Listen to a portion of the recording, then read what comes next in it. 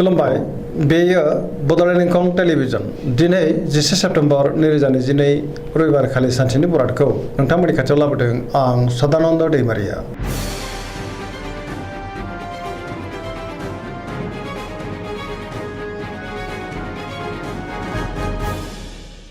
सिगां फरायनो लादों मेष राशि गिबि हांखो अ ल दिनैनि साना जोबोर मोजां गोथों आरो गोग्गो साननो रोंगोन गियाननि आंखाल जानाय नङा बयजोंबो गोरोबनो रोंगोन आरो अनसायजागोन न'खराव दिनै अननानै फैगोन बिमा बिफानि अननाय आरो बोरखौ मोननो हागोन जेरावबो जाफुंसारगोन मावनो लानाय खामानिखौ थि समावनो आरो गोरलैयैनो मावफुंनोबो हागोन गोसोखौ दिनै जोबोर गोजोननाय मोनगोन देहाया मोजाङै थागोन बहानिफ्रायबा मोजां खौरां फैनोबो हागौ रांखावरियाव जोबोर मोजां बेफार फालांगियावबो जोबोर मोजां होनजायो आयाबो बांगोन सोरबा लोगोनिफ्राय मोजां खौरां मोननोबो हागौ गुबुननि थाखाय गोबां मोजां खामानि मावनानै होनोबो हागोन सोरजोंबा बाख्नाय जानो हागौ बहाबा थांनांगौब्ला दिनै जोबोर मोजां आरो मोजाङैनो हान्थिनोबो हागोन गुबुननि गोसोखौ गोरलैयैनो बोनो हागोन गोसोनि बोलोआ बांगोन सरासनस्रायै दिनै साना जोबोर मोजां आरो मोजाङैनो बारग'लांगोन।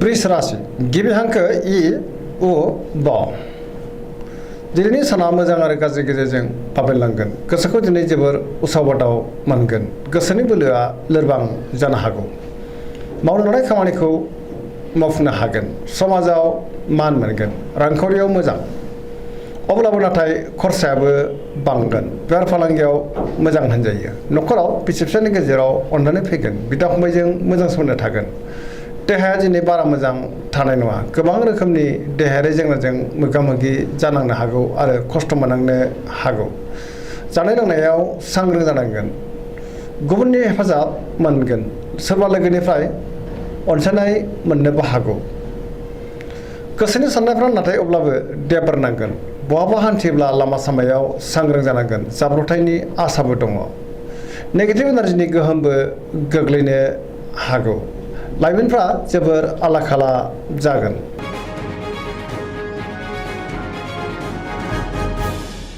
मिथुन राशि गिबि हांखो क स दिनैनि साना जोबोर मोजां माबा मोनसे मोजां खौरां मोननो हागौ गोबां मोजां खाबुबो फैनो हागौ बयजोंबो अनजागोन आरो अनसायजागोन गुबुननि अनसायनाय मोनगोन गोबां बिथिङाव जाफुंसार जानो हागोन गोसोखौ दिनै जोबोर गोजोननाय मोनगोन गोसोआव गोग्गो आरो गोथों साननाय फैगोन गियाननि आंखाल जानाय नङा देहाया दिनै मोजाङैनो थागोन रांखावरियाव मोजां बेफार फालांगियावबो मोजां होनजायो गुबुनजों मोजां सोमोन्दो लाखिनोबो रोंगोन न'खराव दिनै अननानै फैगोन समाजाव बयजोंबो अनसायजागोन गोसोनि बोलोआ बांगोन गावनि गोसोनि साननायखौ दिनै गुबुननो फोरमायनोबो हागोन सोरबा लोगोनि हेफाजाबबो मोनगोन गुबुनजों बाख्नाय जानो हागौ लाइमोनफोरनि गोसोआ दिनै जोबोर खुसि जागोन आरो गावबा गावनि गोसोनि साननायखौ फोरमायलायनोबो हागोन बहानिफ्रायबा मोजां खौरां फैनो हागौ पजिटिभ एनार्जिनि गोहोम गोग्लैगोन।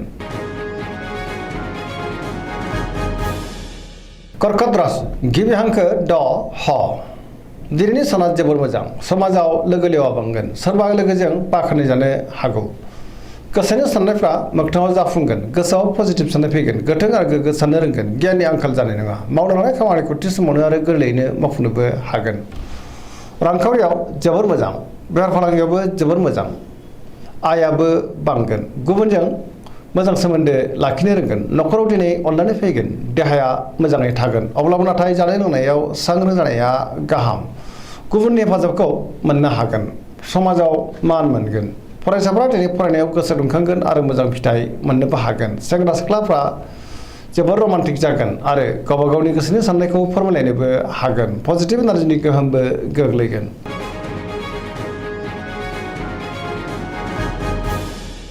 सिंह राशि गिबि हांखो म ट दिनैनि साना जोबोर मोजां गोसोखौ जोबोर गोजोननाय मोनगोन गोथों आरो गोग्गो साननो रोंगोन गियाननि आंखाल जानाय नङा समाजाव मान मोनगोन मावनो लानाय खामानिखौ थि समावनो आरो गोरलैयैनो मावफुंनोबो हागोन सिगांनि बबेबा आद्रा खामानिखौबो दिनै मावफुंनो हागोन सोरबा लोगोनिफ्राय थोजासे हेफाजाब मोननो हागौ बहाबा हान्थिनो एबा दावबायनो खाबु मोनगोन रांखावरियाव जोबोर मोजां आयाबो बांगोन बेफार फालांगियावबो जोबोर मोजां गोसोनि साननायखौ गुबुननो फोरमायनो हागोन न'खराव दिनै बिसि फिसायनि गेजेराव अननानै फैगोन बिदा फंबायजों मोजां सोमोन्दो थागोन गुबुननि थाखाय गोबां मोजां खामानि मावनानै होनोबो हागोन। देहाया मोजाङैनो थागोन। पजिटिभ एनार्जिनि गोहोम गोग्लैगोन।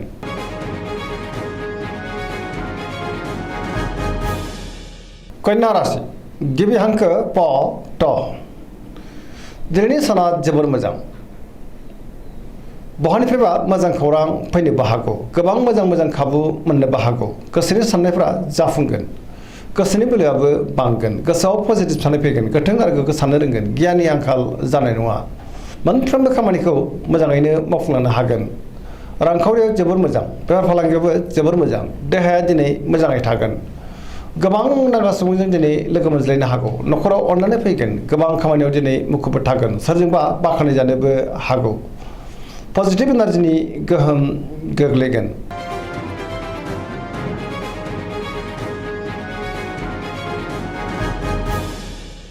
तुला राशि गिबि हांखो र ट। दिनैनि साना जोबोर मोजां।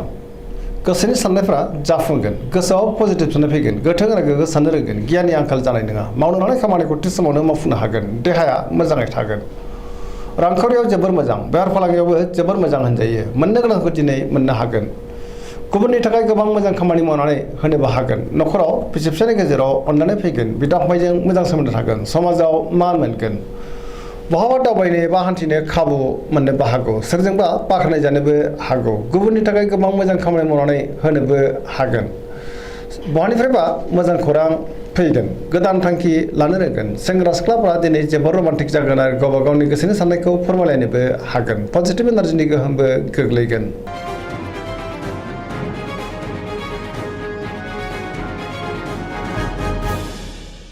वृश्चिक राशि गिबि हांखो न स। दिनैनि साना जोबोर मोजां। गोबां मोजां खाबु फैनोबो हागौ। गोसोआव पजिटिभ साननाय फैगोन। गोथों आरो गोग्गो साननो रोंगोन। गियाननि आंखाल जानाय नङा। मावनो लानाय खामानिखौ थि समावनो आरो गोरलैयैनो मावफुंनोबो हागोन। गोसोखौ दिनै जोबोर गोजोननाय मोनगोन। समाजाव लोगो लेवा बांगोन। सोरजोंबा बाख्नाय जानोबो हागौ। गोसोआव गोग्गो आरो गोथों साननाय फैगोन। गियाननि आंखाल जानाय नङा। सिगांनि बबेबा आद्रा खामानिखौबो दिनै मावफुंनो हागोन। मावनो लानाय खामानिखौ थि समावनो मावफुंनो हागोन। गुबुननिफ्राय थोजासे हेफाजाब मोननो हागौ। गोसोनि साननायफ्रा दिनै मोगथाङाव जाफुंगोन। गोसोनि बोलोआबो बांगोन। समाजाव मान मोनगोन। रांखावरियाव जोबोर मोजां। मोननो गोनांखौ दिनै मोननो हागोन। बेफार फालांगियाव जोबोर मोजां होनजायो। देहाया दिनै मोजाङै थागोन। अब्लाबो नाथाय जानाय लोंनायाव सांग्रां जानांगोन। गुबुननि हेफाजाबखौबो थोजासे मोनगोन। फरायसाफ्रा दिनै फरायनायाव गोसो दुंखांगोन आरो मोजां फिथाइ मोनगोन। सेंग्रा सिख्लाफ्रा जोबोर रमान्टिक जागोन आरो गावबा गावनि गोसोनि साननायखौ फोरमायलायनोबो हागोन।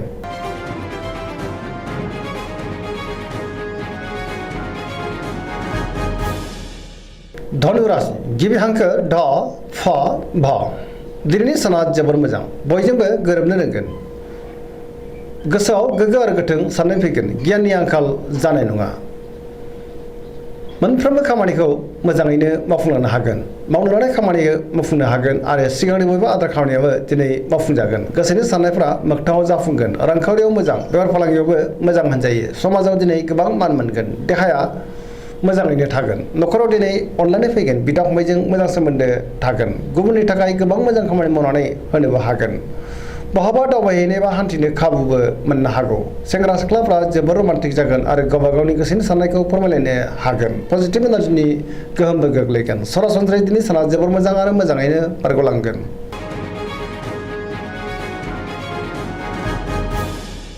मकर राशि गिबि हांखो ख ज।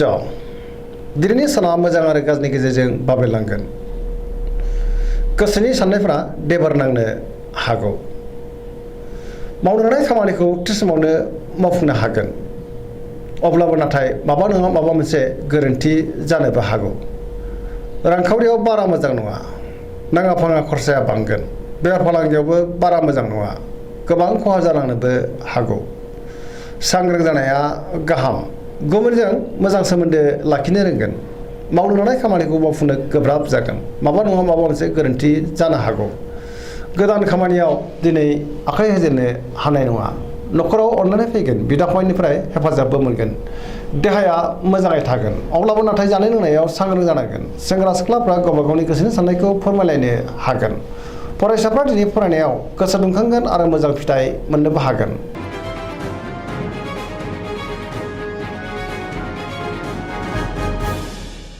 कुम्भ राशि गिबि हांखो ग स दिनैनि साना जोबोर मोजां बयजोंबो मोजां सोमोन्दो लाखिनो रोंगोन माबा नङा माबा मोनसे मोजां खौरां फैनोबो हागौ गोसोआव पजिटिभ साननाय फैगोन गोथों आरो गोग्गो साननो रोंगोन गियाननि आंखाल जानाय नङा मावनो लानाय खामानिखौ थि समावनो आरो गोरलैयैनो मावफुंनोबो हागोन समाजाव मान मोनगोन गोबां मुंदांखा सुबुंजों दिनै लोगो मोनज्लायनो हागौ रांखावरियाव जोबोर मोजां बेफार फालांगियावबो जोबोर मोजां मुलाम्फा मोनगोन देहाया दिनै मोजाङै थागोन न'खराव अननानै फैगोन सोरजोंबा बाख्नायजानो हागौ गुबुननि हेफाजाबखौ थोजासे मोनगोन बिमा बिफानि अननायफोरखौ मोननो हागोन बहाबा थांनांगौब्ला दिनै जोबोद मोजां आरो मोजाङैनो हान्थिनोबो हागोन पजिटिभ एनार्जिनि गोहोमबो गोग्लैगोन